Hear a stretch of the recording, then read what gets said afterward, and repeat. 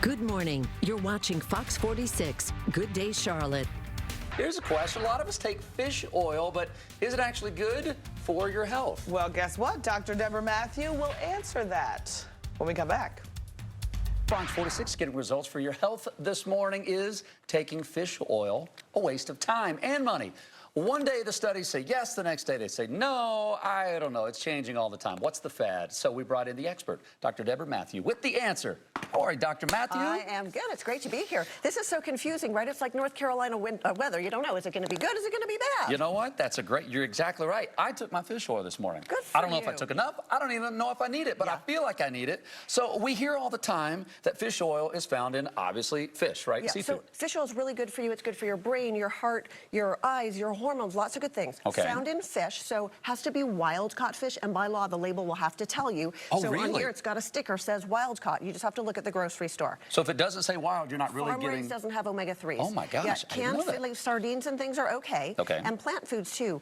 Chia seeds, ground flax seeds, walnuts, they have some. Fish has more. Fish has more. The wild question, fish, though, okay. is, so we know you should get omega-3s. Right. We know that a survey showed 95% of women are not getting. We want at least 8 ounces of fish a week. But should you take a fish oil capsule is really the question that we have. right. So the studies are confusing, but it drives me crazy. And here is the secret behind the problem is, if we imagine that this is our patient, and Okay. this is an optimal level of omega-3s in the body, Okay. this person has plenty of omega-3s to help prevent disease. So Okay. we can give them, if you want to pour in here, we can give them a fish oil supplement. This we is can add taking more, fish oil. but they already have plenty, so it's probably not going to change We're above the things. line of what Yeah. we need. Okay. So here's the next person. So they're down here. So they're below the optimal range. Okay. If we add a fish oil supplement, we can get them up We to the take a optimal fish range, oil and we can and- potentially help to prevent Oh, disease. okay. But most of us are not getting enough omega-3s. We are way down here, and it's just really hard to get enough omega-3s in our diet. So here's one fish oil, Yeah, but it if doesn't we look like it's enough. It's not enough, and that's the problem with the studies. So if we added a second fish oil capsule, Okay. now we can do a better job. But most of the studies just take a group of people, give them all the same dose, and stand back to look and see, did somebody have a heart attack? Did they have a stroke? Whatever we're watching for. We're not checking levels. If we look at a study where they check the level of omega-3s, give the right dose in order to get the level up to the optimal range, those are the studies where we see the benefits.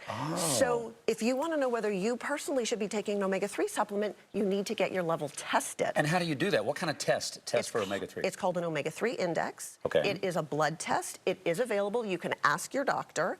The problem is it's not routinely done. It's sometimes not covered by your health insurance. It's definitely not covered by Medicare or Medicaid. In my office, if you pay for the test, it's $75. Yeah. It's not like it's a $1,000 test. Right. It is out there. You just have to ask your doctor, and that's how you'll know.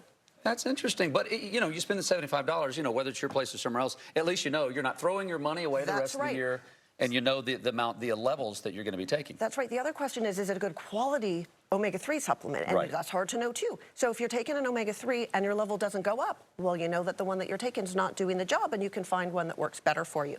So it's so important to prevent disease. We should be checking this routinely, just like we check your blood pressure and your cholesterol, so that we can help people be as healthy as they can and stay healthy for as many years as Well, and possible. sometimes I'm confused when I go to maybe a health food store, and there's 1,000 different kinds. There's pills the size of a quarter. There's cod liver fish oil. Sometimes they say burpless, Yeah. and it tastes like fish. And I think a lot of people are so confused. So Yes. you personally, what would you recommend?